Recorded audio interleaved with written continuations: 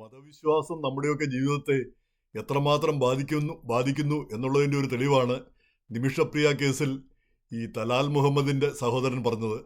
അയാൾ പറയുന്നത് നിമിഷപ്രിയയ്ക്ക് യാതൊരുവിധ ദയയും നിമിഷപ്രിയ യാതൊരുവിധ ദയയും അർഹിക്കുന്നില്ല. അവരുടെ വധശിക്ഷ നടപ്പാക്കുക തന്നെ വേണം. എന്നാൽ മാത്രമേ നീതി നടപ്പാവൂ. അതിൽ കുറഞ്ഞ ഒന്നുകൊണ്ടും തൃപ്തരാവില്ല.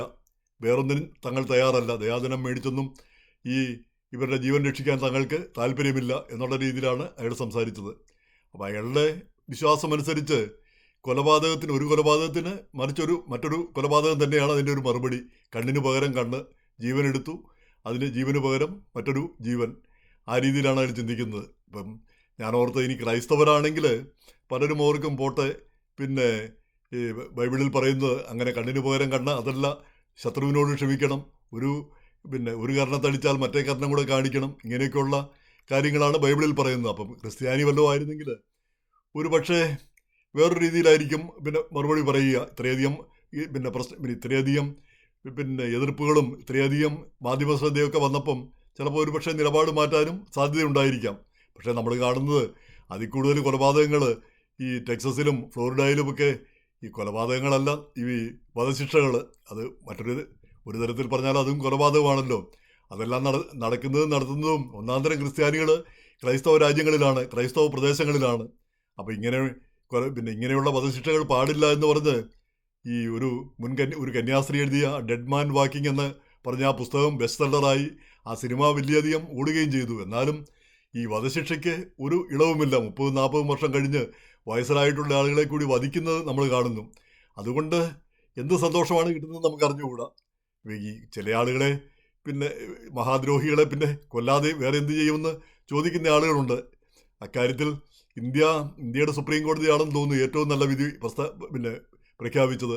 അതായത് റെയറസ്റ്റ് ഓഫ് ദ റെയർ കേസസിൽ മാത്രം വധശിക്ഷ, അത്യപൂർവമായ കേസുകളിൽ മാത്രം. മറ്റൊരു കേസുകളിലും വധശിക്ഷ കൊടുക്കാൻ പാടില്ല. ഇപ്പം നമുക്കറിയാം, നമ്മുടെ കമ്മ്യൂണിറ്റിയിൽ തന്നെ ഇവിടെ ന്യൂജേഴ്സിയിൽ പള്ളിയിൽ വന്ന് 2 പേരെ കൊന്നു. ഭാര്യയെയും അതുപോലെ തന്നെ വേറൊരാളെയും കൊന്നു.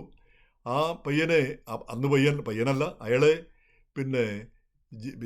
ആജീവനാന്തം തടവിന് ശിക്ഷിക്കുകയാണ് ചെയ്തത്. ആജീവനാന്തം എന്ന് പറഞ്ഞാൽ ആ ഒരു 5-6 അടിയുള്ള ഒരു ചെറിയ ഒരു മുറിയിൽ, അതിൻ്റെ അകത്ത് തന്നെയാണ് വെള്ളവും, കുടിക്കാനുള്ള വെള്ളവും കക്കൂസും എല്ലാം അതിൻ്റെ അകത്ത് തന്നെ. 5-6 അടി 6 അടിയോ ഒക്കെ മാത്രമുള്ള ഒരു സ്ഥലം, 6 അടി 5-8 അടി.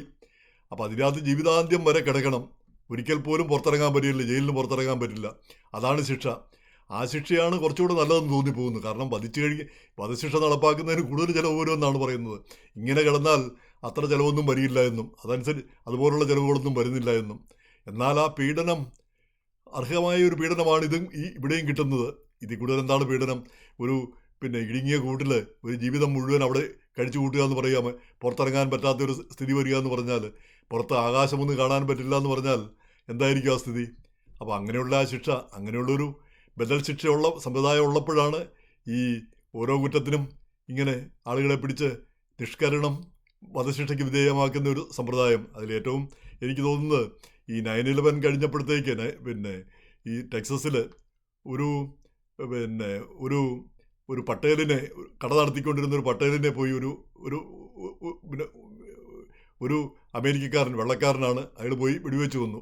അപ്പോൾ ഈ വെള്ളക്കാരൻ, അയാളുടെ വിചാരം എന്താണ്? ഈ പട്ടേലും ഇവരും എല്ലാം ഈ 9/11 ആക്രമണകാരികളും എല്ലാം ബന്ധപ്പെട്ടവരാണ്. ഈ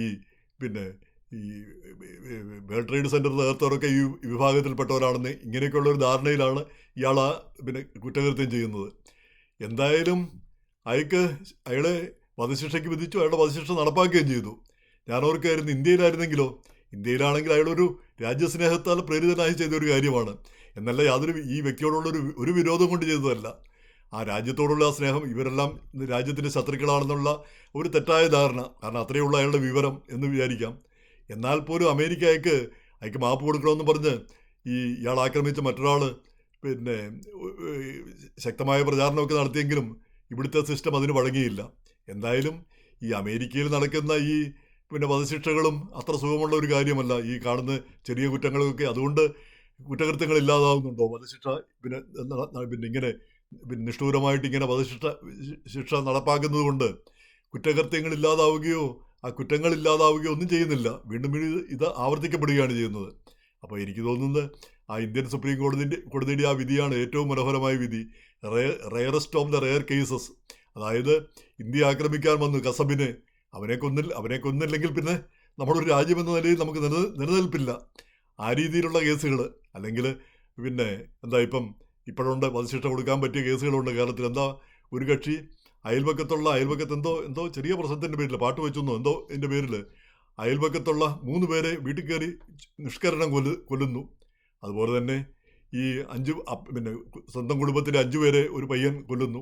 ഇങ്ങനെയുള്ള കൃത്യങ്ങളൊക്കെ റെയറസ്റ്റ് ഓഫ് ദ റെയർ എന്നുള്ളതിന് തന്നെ ഒരു തർക്കവുമില്ലാത്ത കാര്യമാണ്.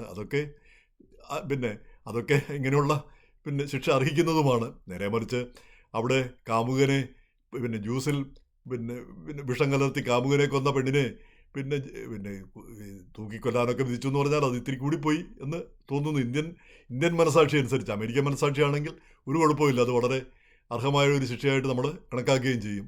എന്തായാലും ഈ വധശിക്ഷയൊക്കെ അത്രയധികമൊന്നും ഉണ്ടാവേണ്ട കാര്യമില്ല എന്നാണ് തോന്നിപ്പോകുന്നത്. ഇപ്പം നിമിഷപ്രിയയുടെ കാര്യത്തിൽ ഇതേ ആനുകൂല്യങ്ങൾ അവർക്കും കൊടുക്കാവുന്നതാണ്. കാരണം അവർ നമ്മളെപ്പോലെയൊക്കെ തന്നെ ജീവിക്കാൻ വേണ്ടി ഒരു സ്ഥലത്ത് പോയതാണ്, അന്യനാട്ടിൽ പോയതാണ്. അവിടെ പോയി ഏതൊക്കെയോ സാഹചര്യത്തിലാണ് അവർ ആ കൊലപാതകം ചെയ്യുന്നത്. അത്ര നിവൃത്തികേടുമുണ്ട്. കൊലപാതകം ചെയ്യാനല്ല അവരവിടെ പോയത്, കൊലപാതകം ചെയ്യണമെന്ന് ആഗ്രഹിച്ചിട്ടും ഉണ്ടാവില്ല. പക്ഷേ സാഹചര്യം അതായിപ്പോയി. അത്രയ്ക്ക് വൈരാഗ്യം തോന്നിക്കാണും. 110 കഷ്ണങ്ങളാക്കി അയാളുടെ ശരീരം വെട്ടിമുറിച്ചുവെങ്കിൽ അത്രയ്ക്ക് വൈരാഗ്യം, അത്രയ്ക്ക് ദ്രോഹം ഇവരോട് ചെയ്തിട്ടുണ്ടാവും. അപ്പം അങ്ങനെയുള്ള കാര്യങ്ങളുണ്ട്. അതൊരു rarest of the rare case അല്ല വാസ്തവം പറഞ്ഞാൽ. അപ്പം അങ്ങനെയുള്ളൊരു സാഹചര്യത്തിൽ അവർ പെട്ടുപോവുകയാണ് ചെയ്തത്.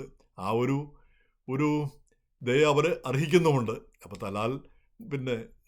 തലാൽ മുഹമ്മദിൻ്റെ കുടുംബം പറയുന്ന പോലെയല്ല. തീർച്ചയായിട്ടും അവർക്ക് ഒരു ജീവിക്കാനുള്ള ഒരു അവസരം കൂടി കൊടുക്കേണ്ടതാണ്. കൊന്നതുകൊണ്ട് പ്രത്യേകിച്ച് നമുക്ക് ആർക്കും ഒരു നേട്ടവുമില്ല. അതാണ് ഏറ്റവും ചിന്തിക്കേണ്ട ഒരു കാര്യം. ഒരാളെ കൊന്നതുകൊണ്ട് പ്രത്യേകിച്ച് യാതൊന്നും നീതി നടപ്പാക്കുന്നു എന്ന് പറയുന്നു. എവിടെ നീതി നടപ്പാകുന്നു? ആ പ്രതികാരം നടപ്പാകുന്നു. ആരുടെ പ്രതികാരം? ആരോടുള്ള പ്രതികാരം? അപ്പോൾ ഇതാണ് പ്രശ്നം. അപ്പം നമുക്ക് തത്വചിന്താപരമായിട്ടൊക്കെ ചിന്തിച്ചാൽ ഈ ഭഗവത്ഗീത ഭഗവാൻ പറയുന്നത് എന്താണ്? അർജുന, ഈ മറ്റവർ നീ കൊന്നില്ലെങ്കിൽ അവർ കൊല്ലപ്പെട്ടവരാണ്, ഓൾറെഡി കൊല്ലപ്പെട്ടവരായിരിക്കുന്നു. അപ്പം പിന്നെ ആ ഒരാൾ ആ കർമ്മം ചെയ്യേണ്ടതേ ഉള്ളൂ. അവർ ഓൾറെഡി ഇതിനകം തന്നെ അവർ മരിച്ചവരാണ് എന്ന രീതിയിൽ പറയുന്നു. അപ്പോൾ എന്തായാലും ഈ കുറ്റകൃത്യങ്ങൾക്ക് അർഹമായ ശിക്ഷ കൊടുക്കേണ്ടതുണ്ട്. പക്ഷേ അത് പലപ്പോഴും പല കാരണങ്ങളും കൂടി ചിന്തിക്കുമ്പോൾ അതിൽ കുറേ ഭാഗങ്ങൾ ദയയും അർഹിക്കുന്നുണ്ട്. ഇപ്പം എന്തായാലും ഈ നിമിഷപ്രിയയുടെ വധശിക്ഷ മാറ്റിവെക്കുന്നതിൽ കാന്തപുരം മുസ്ലിയാർ ഇടപെട്ടതും അദ്ദേഹത്തിൻ്റെ ആ ശ്രമം വിജയിച്ചതും തീർച്ചയായിട്ടും അഭിനന്ദനം അർഹിക്കുന്നതാണ്. നമ്മളിപ്പം മുസ്ലിം വിരോധം ഒക്കെ ഉണ്ടെന്ന് പറഞ്ഞാലും ഇത് നമ്മൾ മുസ്ലിമോ ക്രിസ്ത്യാനിയോ ഹിന്ദുവോ ഒക്കെ ആണെങ്കിലും ബേസിക്കലി നമ്മൾ ഒക്കെ മലയാളികളും ഇന്ത്യക്കാരും ഒക്കെ ആണല്ലോ. നമ്മൾ ഈ പറയുന്ന ഭിന്നതകളൊന്നും നമുക്കില്ല. ഈ മതങ്ങൾ നമ്മളെ ഭിന്നിപ്പിക്കുന്നു, മതങ്ങളെ ചുറ്റിപ്പറ്റിയുള്ള ആശയങ്ങളും ഭിന്നിപ്പിക്കുന്നുവെങ്കിലും ഇതിൻ്റെ അപ്പുറത്തും നമ്മളൊന്നാണെന്നുള്ളൊരു ഒരു ചിന്താഗതി തീർച്ചയായിട്ടും നമ്മൾ പുലർത്തേണ്ടതുണ്ട് എന്ന് തോന്നുന്നു.